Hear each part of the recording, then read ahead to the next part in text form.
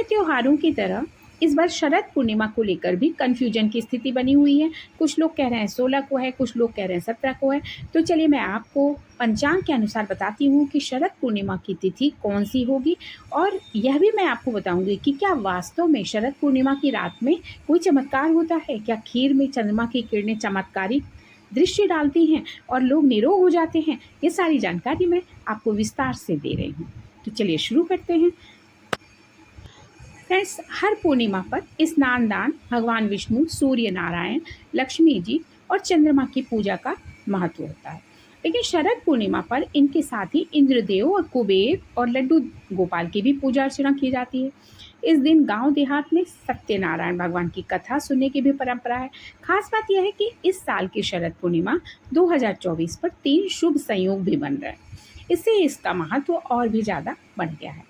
इस पूर्णिमा को रास पूर्णिमा, कमला पूर्णिमा के नाम से भी लोग जानते हैं, और मान्यताओं के अनुसार इस दिन खास तरीके से खुले में खीर रखने पर उसमें चमत्कारिक बदलाव आता है। इस बार शरद पूर्णिमा को लेकर भी अन्य व्रत त्योहारों की तरह से थोड़ा सा भ्रम की स्थिति है, कन्फ्यूजन की स्थिति है। इसे 16 को मनाया जाए या 17 को मनाया जाए, तो चलिए मैं आपको पंचांग के अनुसार बताती हूँ कि शरद पूर्णिमा कब मनाना उचित होगा। बुधवार को 16 अक्टूबर बुधवार को पूर्णिमा तिथि रात्रि 8:40 से शुरू हो जाएगी और 17 अक्टूबर को शाम 4:55 तक रहेगी। इसके बाद कार्तिक की प्रतिपदा शुरू हो जाएगी। जबकि इस बार शरद पूर्णिमा व्रत और लक्ष्मी जी की पूजा करने वालों के लिए चंद्रमा की पूजा भी अनिवार्य है। शरद पूर्णिमा के निर्धारण के लिए इसका निश्चित व्यापनी होना बहुत ही ज़रूरी है। ऐसी स्थिति में शरद पूर्णिमा का जो व्रत है वो 16 अक्टूबर बुधवार को ही किया जाना चाहिए। इस दिन चंद्रोदय शाम 5:02 से शुरू होगा और ख़ास बात यह है कि इस दिन रेवती नक्षत्र, रवि और ध्रुव योग का विशेष संयोग भी बन रहा है। वास्तव में शरद पूर्णिमा की रात में जो खीर रखी जाती है उससे चमत्कार होता है और व्यक्ति उसे खा करके निरोग और स्वस्थ जीवन जीता है। तो चलिए मैं आपको बताती हूँ।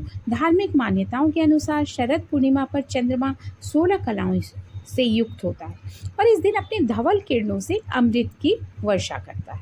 इससे इसकी रोशनी में रखी गई खीर में औषधीय गुण आ जाते हैं और इसका सेवन करने से व्यक्ति स्वस्थ और दीर्घायु रहता है। इसलिए इस रात्रि को गाय के दूध की खीर बनाकर चंद्रमा की खुली रोशनी में मलमल के वस्त्र से ढककर रखा जाता है। इस मीठी खीर में चंद्रमा की किरणों से औषधि गुण आ जाते हैं। फिर प्रातःकाल इस खीर का प्रसाद के रूप में सेवन किया जाता है। शरद पूर्णिमा पर मंदिरों में खीर का भोग लगाने की भी परंपरा है और श्रद्धालुओं को प्रसाद के रूप में इसे वितरित भी किया जाता है। शरद पूर्णिमा के दिन खुले में खीर रखने का क्या समय होगा?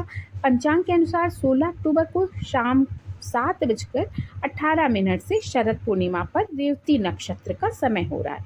रेवती नक्षत्र का उदय बहुत ही शुभ माना जाता है। ऐसे में शरद पूर्णिमा की खीर खुले में शाम 7:18 के बाद ही रखना चाहिए। इसका सबसे अच्छा समय शरद पूर्णिमा की रात जब चंद्रमा पूर्ण रूप से दिखाई देने लगे और उसकी किरणें आप तक पहुंचने लगें तब है। लेकिन यह ध्यान रखें कि उसे ऐसे ढक कर रखा जाए कि चंद्रमा की रोशनी पूरी खीर तक पहुंचे, लेकिन कोई विषैला या हानिकारक जीव उसमें ना गिरे, इसका पूरा ख्याल रखना चाहिए। एक चीज़ मैं आपको और बताना चाहती हूँ कि शरद पूर्णिमा का व्रत रखने से चंद्र दोष जो है वो दूर होता है। तो आप शरद पूर्णिमा के अवसर पर यदि चंद्रमा की पूजा करना चाहते हैं तो उसका विशेष महत्व होता है। इसे शरद पूनम और रास पूर्णिमा के नाम से भी लोग जानते हैं और इस दिन मान्यता है कि भगवान कृष्ण ने गोपियों के साथ महारास का आयोजन किया था, जिसके कारण इसे रास पूर्णिमा कहा जाता है। आश्विन मास के शुक्ल पक्ष की पूर्णिमा शरद पूर्णिमा है और वर्ष में 12 पूर्णिमा मनाई जाती है। सभी पूर्णिमा का अलग अलग प्रभाव होता है, लेकिन आश्विन मास के पूर्णिमा को विशेष तौर पर मनाया जाता है। इस पूर्णिमा के कई नाम से इसको जाना जाता है। आश्विन मास में शरद ऋतु का आरंभ होता है, जिसे शरद पूर्णिमा के नाम से ही मुख्यतः लोग जानते हैं और रास पूर्णिमा भी इसे कहते हैं। इसके लिए धार्मिक मान्यता जो है वो यह है कि शरद पूर्णिमा के शरद ऋतु में जो पूर्णिमा है वह भगवान श्री कृष्ण ने गोपियों के साथ इस दिन रास रचाया था। दूसरी मान्यता जो है वह यह है कि शरद पूर्णिमा के दिन माता लक्ष्मी पृथ्वी पर भ्रमण करने के लिए आती हैं। शरद पूर्णिमा के दिन खुले आसमान के नीचे चांद की रोशनी में खीर रखने का इसीलिए विधान है। और चंद्रमा की जो रोशनी है वह तो बहुत ही महत्वपूर्ण है, जिससे मैंने आपको बताया है 16 कलाओं से सुसज्जित होता है चंद्रमा इस दिन और अपनी खास किरणें छोड़ता है।